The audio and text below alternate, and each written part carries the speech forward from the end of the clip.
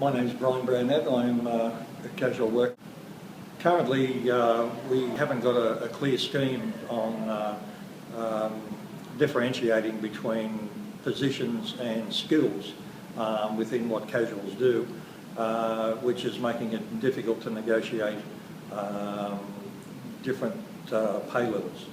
We have 5 operating full-timers and approximately 25 to 30 casual staff.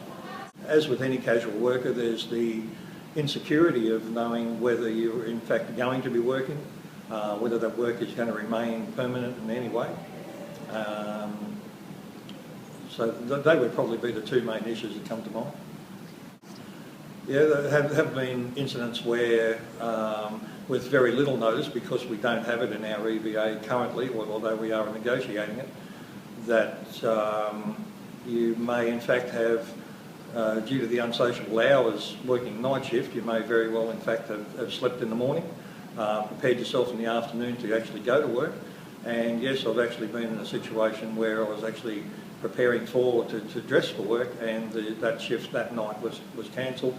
And because we don't have it currently, there was no compensation for that loss of shift. In our industry, that is certainly a major problem, because admittedly, there are many different factors that can affect it, including we may expect to be loading a ship that afternoon, and of course it doesn't pass survey in the morning. So yeah, if you've got commitments with the family, let's say that you're expecting that a ship is going to be loaded and it'll be finished by the end of the week, and you've got plans for the weekend, in fact you probably feel that you have to be available to be able to do that work. Otherwise it may affect being able to work or being asked to work in the future. You may very well find you work a 7-day week quite often, particularly when the terminal is operating 24 hours. However, say for instance at the moment we do have a bit of a quiet time just at the moment, so the shifts will vary. You'll find that some people may only get 1 or 2 days work during the week. Admittedly, the management does attempt to share the work out as best as possible, but dependent on people's skill levels and what they're able to do, they may not be able to be asked to come into work because we may not be performing the tasks that they're capable of doing. Well, financially, particularly people with families, mortgages and the like, of course, that gives them the insecurity that they don't know whether they can in fact pay their bills. As with any casual worker, as far as any sort of permanency goes, of course, if you needed a home loan or to buy a new car and that type of thing, of course, that's always been an issue.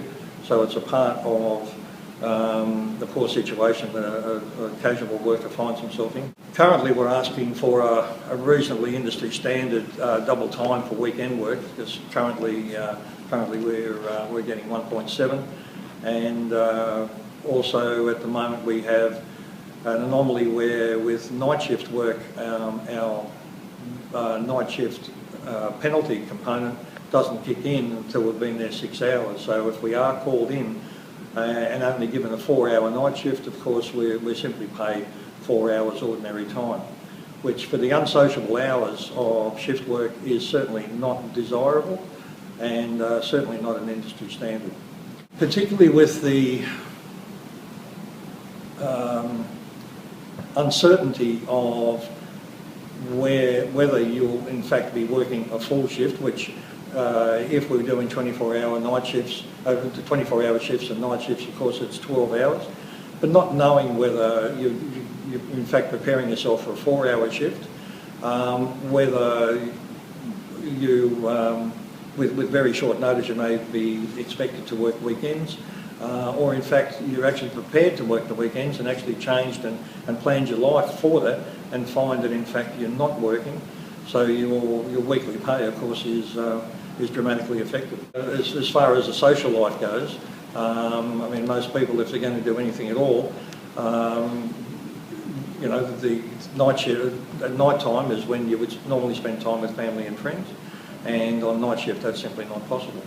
Basically a fair and equal pay and conditions for all of our staff, and some sort of permanency or some sort of guarantee of reasonable amount of work for the staff that we've actually got on hand.